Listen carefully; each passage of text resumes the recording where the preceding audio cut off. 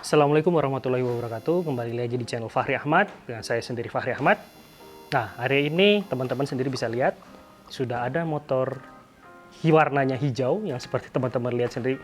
Udah pasti tahulah motornya ini motor apa. Nah, hari ini kita akan bahas motor ini. Seperti apa aja sebenarnya yang ada di dalamnya.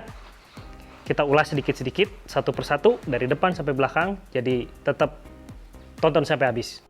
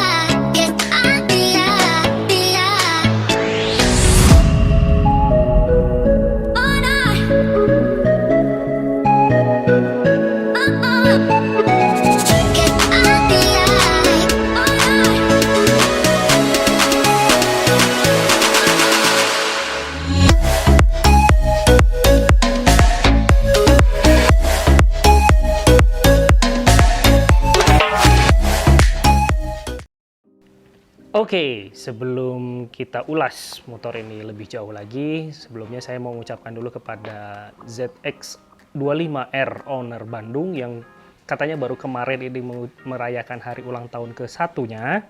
Selamat buat teman-teman ZX owner Bandung, semoga terus makin jaya klubnya, semoga lebih banyak silaturahmi, semoga banyak kegiatan-kegiatan yang lebih bermanfaat lagi buat ownernya sendiri maupun buat orang di sekitarnya. Selamat ulang tahun. Oke, kita lanjut untuk ulasan motor ini. Dari sisi depan terlebih dahulu. Sebenarnya teman-teman sendiri sudah banyak yang kenal lah dengan pabrikan motor Kawasaki ini. Ninja ZX25R. Sudah banyak sekali di jalanan saat ini yang punya motor ini, tapi teman-teman perlu tahu sedikit sejarahnya. Sebenarnya 4 silinder di kelas 250 cc itu bukan ini yang pertamanya. Tapi dulu Kawasaki dengan cc 250 juga sudah pernah mengeluarkan 4 silinder. Nah, teman-teman bisa cek sendiri di Google. Di Indonesia juga ada motor itu, cuman jumlahnya terbatas. Tapi ada dulu itu Kawasaki 250 yang 4 silindernya. Oke, seperti yang teman-teman bisa lihat, motor Ninja ini bagi saya pribadi tampilannya sudah sangat keren sekali. Dari depan sampai ke belakang. Meskipun sebenarnya banyak yang bilang motor ini tampilannya mirip seperti motor ZX 600-nya. Ya, memang Kawasaki mungkin menciptakan atau membuat pabrikan motor tipe ZX ini bodi-bodinya hampir mirip dari depan sampai belakang. Nah, dari depan sendiri ini sudah mencerminkan motor Muge. Meskipun sebenarnya cc-nya masih 250, tapi bisa kita lihat di sini persis seperti kakaknya yaitu ZX6. Di depannya itu ada bolongan besar, di mana sebenarnya fungsi dari bolongan ini adalah untuk memasukkan udara dari depan ke dalam air intake yang ada di dalam mesinnya ini, sehingga di mana si udara yang masuk ke dalamnya ini mempermudah atau membuat si motor ini bekerja lebih optimal. Itu dari tampilan sisi depannya. Turun lagi sedikit ke bawah, bisa kita lihat sisi lampunya itu. Maknyus. Bagus sekali sebenarnya dari sisi lampunya ini. Terlihat sangat garang, lancip. Seperti seperti orang lagi marah, tapi kelihatannya tuh selaras dengan bodi yang diciptakan sama si Kawasaki-nya ini. Itu dari sisi tampilan depan. Oke, sebelum lebih jauh kita bahas sedikit demi sedikit atau sejengkal demi sejengkal dari motor ini, saya perlu beritahu sedikit, ini bukan motor saya. Ini motor punya teman saya, namanya Robi Azhari. Mungkin teman-teman ada yang sudah kenal dengan beliau. Ya, kebetulan saya berteman dengan dia dan saya boleh dipinjami motornya ini. Nah, motornya dia ini tipe yang paling tinggi. tipe Kawasaki Ninja ZX25R yang SE. Karena buat teman-teman sendiri pasti ada yang udah pernah tahu tipe motor ini tuh ada yang SE atau yang kasta yang paling tingginya, ada juga yang tipe standarnya. Nah, kalau bedanya tipe yang SE sama yang standar itu bisa dari liverynya. Kalau yang SE itu pasti sudah ada banyak tulisan kayak ZX25, kemudian 4 silinder, dan lain sebagainya. Nah, apa aja fitur-fitur yang ditanamkan sama Kawasaki pada motornya ini.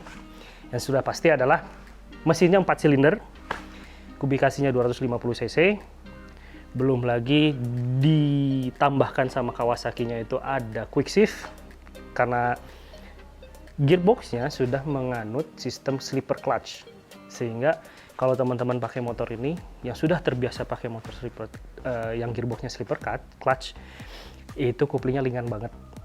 Asli, kuplingnya ringan banget. Dan karena sudah ada quick shift-nya, jadi sangat-sangat jarang ketika kita berkendara menggunakan motor ini, kupling itu jarang sekali ditarik tuasnya. Karena sudah quick shift, jadi quick shift-nya up, bisa quick shift down. Itu fasilitas atau fitur yang ditanamkan pada Kawasaki ini. Itu dari sisi mesinnya. Nah, sekarang maju sedikit ke depan lagi, kita bisa lihat di sini ada dashboard yang dimana sebenarnya banyak sekali informasi yang diberikan di tampilan MID dashboardnya. Kita nyalakan dulu sedikit. Kita nyalakan dulu.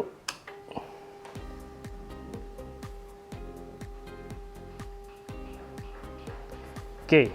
Banyak sekali informasi yang diberikan oleh MID motor ini. Selain di sini ada indikator gear, kemudian ada jam. Selain itu juga ada, nah ini yang paling saya suka sebenarnya di motor-motor seperti ini tuh ya.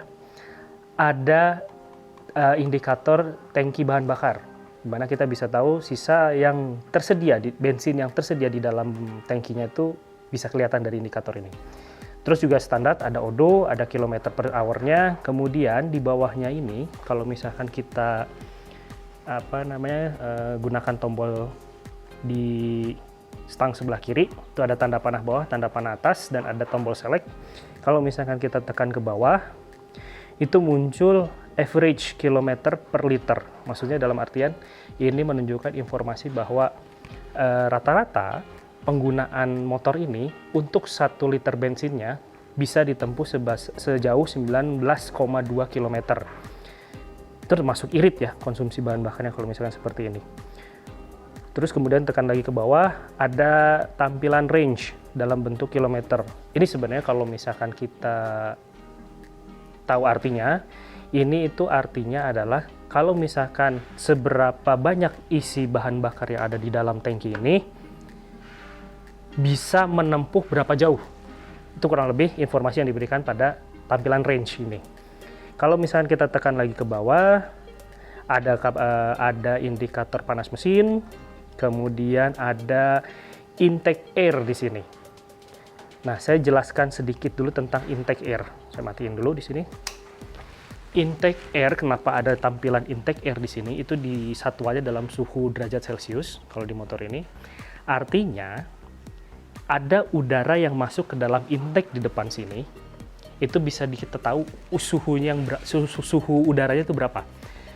Nah, di Kawasaki sendiri yang saya tahu, horsepower-nya motor ini adalah kurang lebih 50 horsepower kalau nggak salah. Nah, setiap ada asupan udara yang masuk di dalam motor ini dari depan, semakin kencang motor ini melaju, semakin banyak asupan udara yang masuk. Semakin dingin asupan udara yang masuk, itu menambah daya motor. Jadi kalau misalkan kita berkendara dalam kondisi normal dan lain sebagainya, air intake tetap masuk, udara yang masuk tetap ada, tapi tidak sebanyak kalau kita melajukan motor ini dengan kecepatan yang cukup tinggi. Semakin cepat motor ini melaju, semakin banyak udara yang masuk, semakin powerful motor ini. Itu manfaat dari informasi air intake yang ada di motor ini. Oke. Fitur lainnya yang disematkan Kawasaki pada motor ini adalah throttle by wire. Nah, ini yang menarik nih. Pada kapasitas kelas motor sekelas ini 250 cc ini sudah menggunakan throttle by wire. Memang ada sebelumnya brand yang lain menggunakan throttle by wire dan ini pun juga mengikutinya. Biasanya throttle by wire itu digunakan oleh motor-motor kapasitas cc besar, di atas 400 ke 600 ke atas lah. Nah, menariknya kalau misalkan sudah ada motor yang menggunakan sistem tersebut, artinya si motor ini sudah punya riding mode. Motor ini juga sama, ada dua riding mode yang ditawarkan oleh Kawasaki ZX25 ini. Yang pertama ada mode full, di mana semua power yang dimiliki motor ini atau semua kemampuan yang ada di motor ini dikeluarkan sepenuhnya. Ada juga satu lagi mode L, kalau dalam MID-nya, atau mode low. Itu mungkin kayak sama kayak kalau misalkan kita pakai mode rain atau mode hujan, jadi semua tenaganya dikurangin atau diminimalisir sehingga mudah untuk dikendalikan. Kawasaki ZX ini juga selain punya riding mode, ada juga Kawasaki traction control. Itu bisa di setting off, terus kemudian ada settingan 1, 2, dan 3. Nah, gunanya traction control itu, kalau pada motor-motor seperti ini, untuk meminimalisir, yang setahu saya ya, roda belakang spinning. Atau misalkan pada saat kita jalan, biasanya ini yang saya alami sendiri, pada saat kita habis belokan, terlalu cepat buka gas, itu ban belakang akan spinning. Sehingga agak bisa menyebabkan kita mau itu high side atau low side. Itu yang pengalaman saya pribadi ya. Jadi kalau adanya control traction ini, itu lebih bisa mengontrol putaran roda belakang agar motor tidak mengalami spinning atau sliding atau ban belakangnya terlalu cepat berputar. Kurang lebih itu kalau dari control traction-nya. Plus memang motor ini sudah disematkan quick shift seperti yang saya bilang sebelumnya. Quick shift-nya juga sudah auto blipper, dimana kalau kita gas motor ini di atas RPM 4000, pada saat kita mau naikkan gigi sudah tidak perlu lagi menarik tuas kupling, tinggal cungkil aja, kuplingnya ada di bawah, maka dengan sendirinya gigi akan naik. Sama pada saat menurunkan gigi juga, karena dia sudah auto blipper, misalkan RPM-nya masih belum sampai di bawah 4000, turunin aja. Nanti giginya turun dengan sendirinya, dan ada suara-suara yang bikin kita gimana gitu kalau cara bawa motor mau gitu. Suara-suara sangat nikmat lah untuk didengar pada saat kita melaju, naikin gigi, pada saat turunin gigi itu ada suara-suara yang bikin kita tetap ingin terus berkendara dengan motor ini. Oke, selain fitur-fitur yang tadi, kalau misalkan teman-teman beli Kawasaki yang tipe SE ini, bukan hanya fitur-fitur riding mode, kemudian throttle by wire, traction control, sama quick shift, dari sisi penunjang lainnya pun seperti frame slider, kemudian sebenarnya di Kawasaki yang tipe varian SE ini sudah ada single seat-nya, itu memang sudah include dari pembelian motor ini. Nah, ini juga memang sudah include dari sananya. Kebetulan single seater dari motor ini tidak dipakai, karena mungkin sebenarnya yang punya juga nggak jomblo kali, jadi pakai tempat duduk. Kalau yang jomblo biasanya mungkin dikasih single seat. Itu. Nah, ada beberapa variasi yang disematkan sama motor ini, sama pemiliknya. Yang pertama, adanya ini nih. Aduh, saya lupa namanya apa. Ini teh untuk ngelindungin si tuas rem. Biasanya kalau di motor-motor Jeep itu ada tuh. Aduh, apa ya namanya, saya lupa. Coba nanti deh komen di bawah apa ya namanya.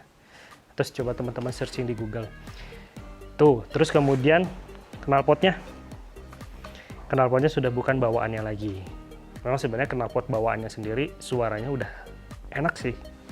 Soalnya 4 silinder ya, 4 silinder tuh beda lah dengan suara 2 silinder atau 3 silinder. 4 silinder itu suaranya benar-benar suara moge banget lah. Apalagi ditambah knalpot aftermarket seperti ini, itu suaranya lebih enak lagi didengarnya. Nah, yang unik dari motor ini itu adalah dudukan sok belakang. Sok belakangnya kebanyakan motor seperti ini ya, tegak lurus atau agak sedikit miring. Kalau ini baik yang ZX25 ini, atau ya kalau yang ZX6 sama ZX10, apakah dudukannya seperti ini, saya belum lihat detailnya. Ini sama persis kayak Sugumi juga, seperti ini dudukannya. Tidak seperti itu, tapi begini shock breakernya tuh. Jadi di sini sama di sini. Nah, kata Kawasaki-nya sendiri ini diklaim dapat mempermudah penggunanya atau ridernya dalam menikung, sehingga pada saat motor ini dibawa menikung itu lebih stabil. Katanya begitu, cuman karena ini bukan motor saya nggak berani bawa nikung-nikung. Itu salah satu atau beberapa hal yang disematkan oleh Kawasaki pada motor ini. Oke, sekarang coba kita lihat bagian belakangnya. Tadi sudah bagian depan, bagian mesin, sekarang kita lihat bagian belakangnya. Seperti saya bilang tadi, meski sama persis kayak bagian depan, bagian belakangnya juga persis mirip-mirip varian ZX. Mau itu ZX6, mau itu ZX10. Dan ini juga sama kayak bagian belakangnya Sugomi ya, mirip-mirip kayak gini lampu belakangnya. Jadi sudah mencirikan bahwa varian ZX itu tampilannya seperti ini. Satu lagi nih, yang diganti sama teman saya ini adalah tail tidy. Dudukan plat nomornya agak sedikit panjang sebenarnya, tapi karena ini dikasih variasi tail tidy biar terlihat lebih keren. Oke, itu dari sisi belakang.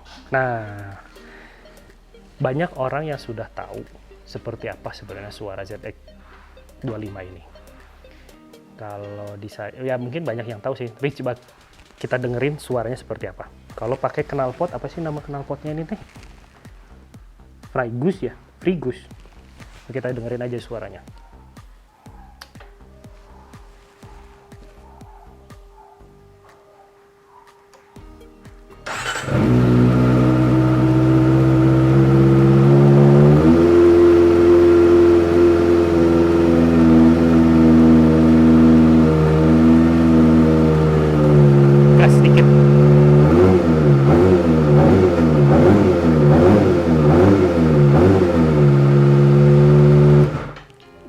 Gitu aja ya, takut berisik ke yang lain.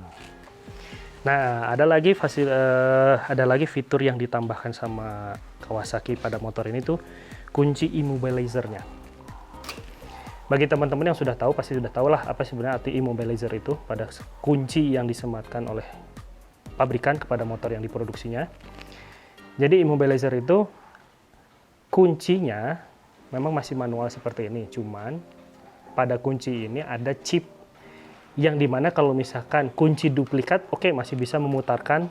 Kalau misalkan teman-teman sendiri punya kunci immobilizer, terus kemudian diduplikasi, yang diduplikasi hanya batang ininya tanpa pakai chipnya, meskipun bisa diputar, bisa dikontak, tapi motor nggak akan mau nyala.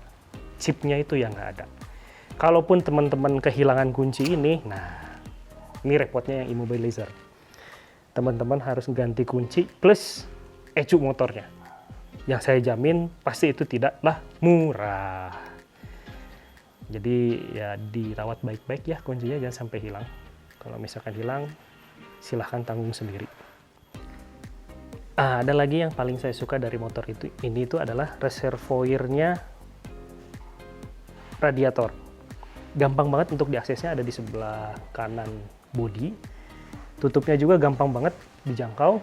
Kalau misalkan kita mau ngecek atau kekurangan air radiator, mudah untuk ngecek sama mudah untuk isinya. Ini yang paling saya suka dari motor kayak gini tuh.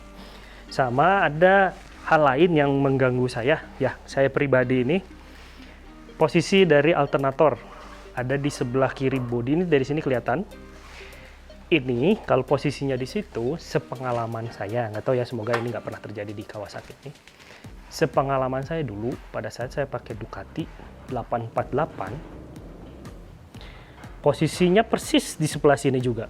Nah, itu sering terjadi dalam setahun, itu bisa 2 kali alternatornya meleleh karena kepanasan dari panas mesin sama panas header knalpot. Nah, semoga aja di Kawasaki ini tidak terjadi hal-hal yang seperti itu.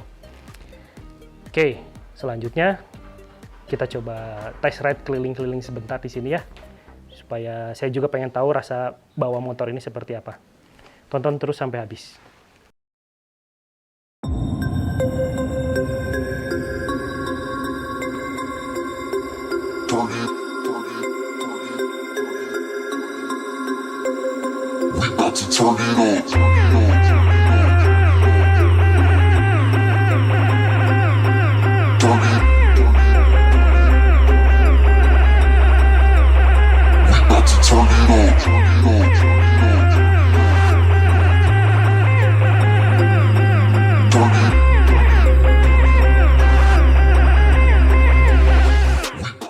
Oke, setelah tadi kita coba keliling-kelilingnya cuma di dalam komplek, saya coba bisa sedikit mengeksplor seperti apa rasanya ZX25 ini.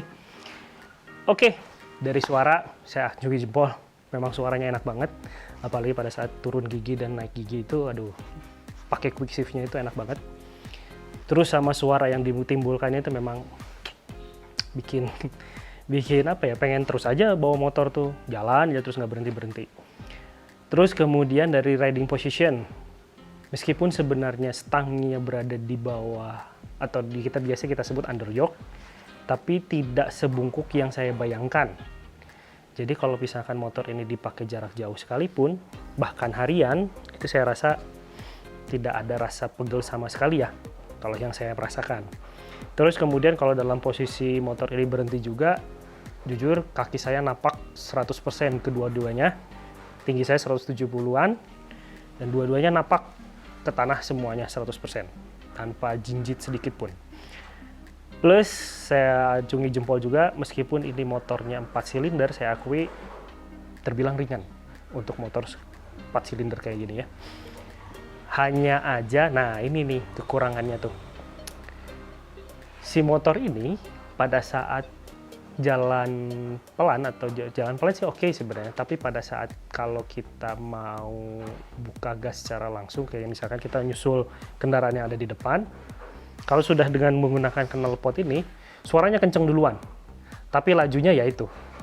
Kayaknya suaranya udah kenceng, bayangan orang-orang atau bayangan saya sendiri yang sering ngedenger di jalanan, itu kayaknya motornya udah kenceng banget. Tapi pada kenyataannya, ya tidak sekenceng suaranya sih.